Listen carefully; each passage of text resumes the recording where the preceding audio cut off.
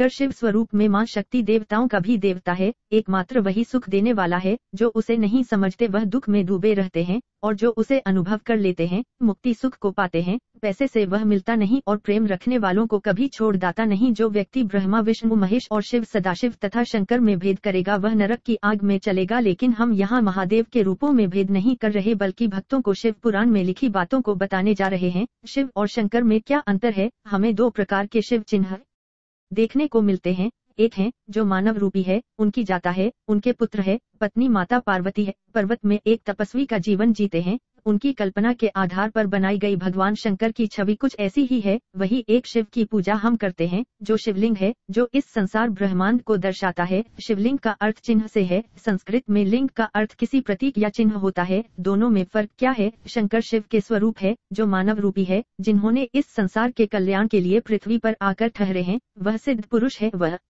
आदि योगी है, मतलब इस दुनिया के सबसे पहले योगी शंकर तपस्वी है। शिव परमात्मा है, रचयिता है। शंकर उनका मानव रूप है, उनकी रचना है। शिव का संबंध ब्रह्मलोक से है और शंकर सूक्ष्म लोक से हैं। वह तेजस्वियों का तेज, बोलियों का बाल, ज्ञानियों का ज्ञान, मुनियों का ताप, कवियों का रसदर्शियों का गंभीर और बालक की हंसी में विराजमान है। ब्रह्मलोक का अर्थ अनंत ब्रह्मांड है और सूक्ष्म लोक अपनी पृथ्वी है। शिव की आराधना शिवलिंग से होती है। उनका कोई आकार नहीं है, बिंदु है। इस संसार को चलने वाली ऊर्जा है। वह असीमित दिव्या अंधकार है।